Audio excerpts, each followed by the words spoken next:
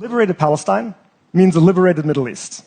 A liberated Middle East means capitalism in the core really faces a crisis, and they will not let that happen. It's funny, like I'm always asked to talk about ecology, when really what I want to talk about is capitalist imperialism, and the two are just are a piece of the same problem, right? The ecological crisis is ultimately playing out along colonial lines, right? We know that it is the countries of the imperial core that are overwhelmingly responsible, and specifically their ruling classes, who control the means of production and energy systems and investment, et cetera, are overwhelmingly responsible for the excess emissions that are driving climate breakdown, right? We know that's a fact. We also know it's a fact that the global south suffers the overwhelming majority of the impacts of climate breakdown, right? The people who have contributed literally nothing to the crisis whatsoever, not contributed a small amount, contributed nothing, right?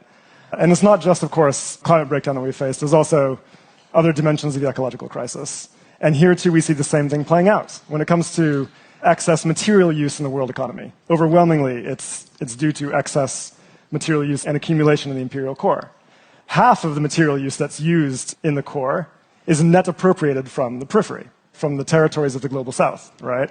Which causes severe damage. You don't see this damage in Sussex or in Finland. You see it in the Congo. You see it in Indonesia, right? You see it in Bolivia, in the frontiers of extraction. The core benefits and everyone else suffers. The ecological crisis represents processes of colonization and appropriation, and also is a disaster that's playing out along colonial lines. I think that's really important to spell out. And if we're not attentive to those colonial dimensions, I really think we're fundamentally missing the point. We're fundamentally missing the point.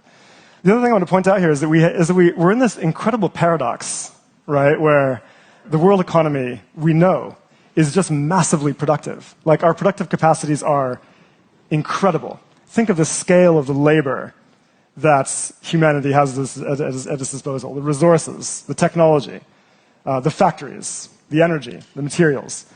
Incredible amounts of production to the point of breaking past ecological limits. And yet, the vast majority of the human population lives in conditions of massive deprivation. 80% of the population can't meet basic needs. So what explains this incredible paradox? It's ultimately our system of production.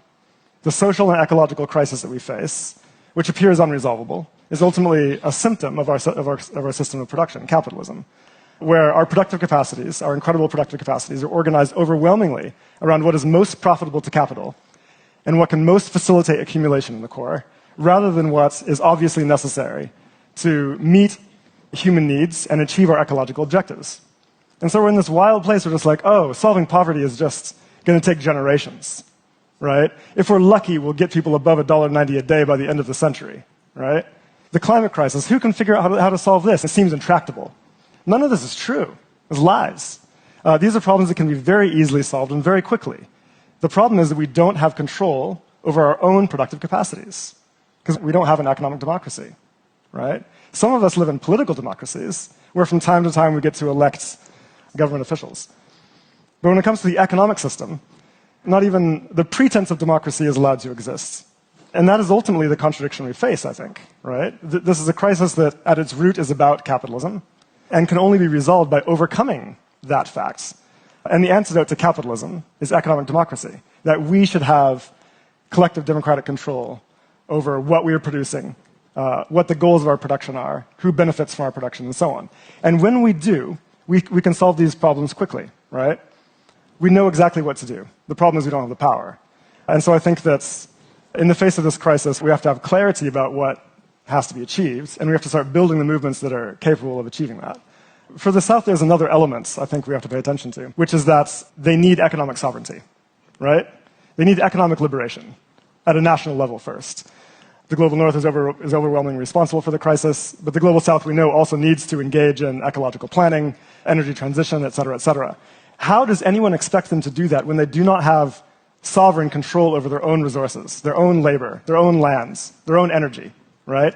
Under the thumb of structural adjustment programs that prevent them from using progressive industrial policy, prevent them from using progressive fiscal policy, prevent them from using progressive monetary policy, basic tools that we know can allow them to achieve developments and ecological transition, they are effectively denied from using.